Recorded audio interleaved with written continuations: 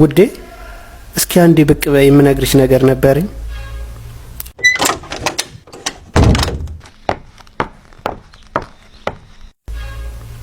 እሺ መጣሁ። ምን ነው ፈለከኝ እንዴ? አዎ ከመሞቴ በፊት አንድ የምነግርሽ ነገር አለኝ። የኔ ውድ እንደዚህ ማታመን ምንም ማውራት የለብን። ዝም በል እስኪ። ተይ ውዴ ተናግሬ ይውጣልኝ። ከእህትሽ ጋር አላስፈላጊ ግንኙነት ነበረኝ። አውቃለሁ የኔ ውድ፣ ለዚህም ነው መርዝ በላው።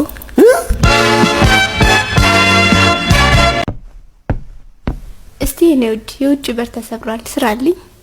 አቡ ደክሞኛል። ስታይኛ ናጽ መስልሻለሁ እንዴ?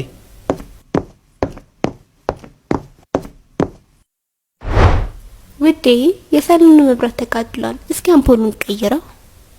ሴትዮ ስታይን ቴክኒሻን መስልሻለሁ እንዴ? እንዴ ማን ነው ባክሽ እንደዚህ ቤቱን ያስተካከለው? አንድ ሰውዬ የሚሰራልኝ አጣው ብዬ ሳወራ እኔ ያስተካክልልሻለሁ፣ ግን ዳቦ ካጋገርሽልኝ ወይም አብረሽኝ ከተኛሽ ነው አለኝ። እንዴ እና ዳቦ ጋገርሽለት እንዴ? ስታይኝ እኔ ዳቦ ጋጋሪ ይመስልሃል? ምን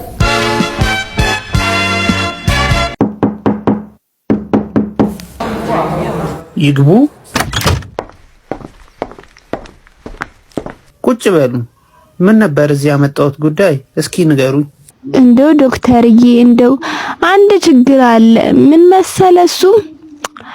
ይኸውልህ እኔ ፈሲ ዝም ብሎ ነው የሚያመልጠኝ። በቃ ዝም ብሎ ነው የምፈሳው። በእርግጥ ምንም አይነት ሽታም ሆነ ድምጽ የለውም። እንደው ይገርምሃል፣ ይኸው አሁን አንተ ቢሮ ከገባው ጀምሮ ራሱ አንድ 20 ጊዜ ፈስቻለሁ። ግን እንዳልኩ ምንም አይነት ሽታም ድምጽም ስለሌለው አንተም አላወቅከው። እሺ ቆይ መጣው።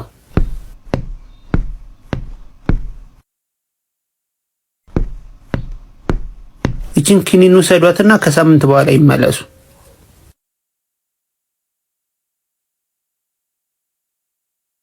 ዶክተር ግን ምን አይነት ክኒን ነው የሰጠኸኝ? ያው አንተ የሰጠኝን ክኒን ከወሰድኩ በኋላ ፈሴ ሽታው አላስቀምጥ ነው ያለኝ። በእርግጥ ምንም አይነት ድምጽ የለው፣ ግን በጣም ነው የሚሸተው። ምን አይነት ነገር ነው የሰጠኸኝ? ቆይ በጣም ጥሩ፣ አፍንጫዎትን ተሽሎታል ማለት ነው። አሁን ደግሞ የጆሮ ልስጦት።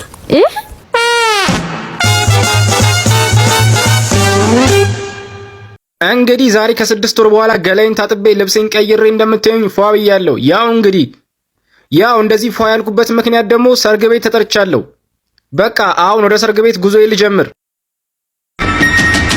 አራራራራ ገና ከውጪ ዲኮሩ፣ ጌጣጌጡ፣ ሁሉ ነገሩ በጣም ነው የሚያምረው። ዛሬማ ስናፍቆ የነበረውን የበሬ ስጋ አጣጥመዋለሁ። ዋው ዛሬማ ቀኔ ነው። ሲሆን እንደውም ሰርጉ ላይ ገራሚ ቺኮች ስለሚኖሩ አንዷን መርጬ የግል ያረጋታለሁ።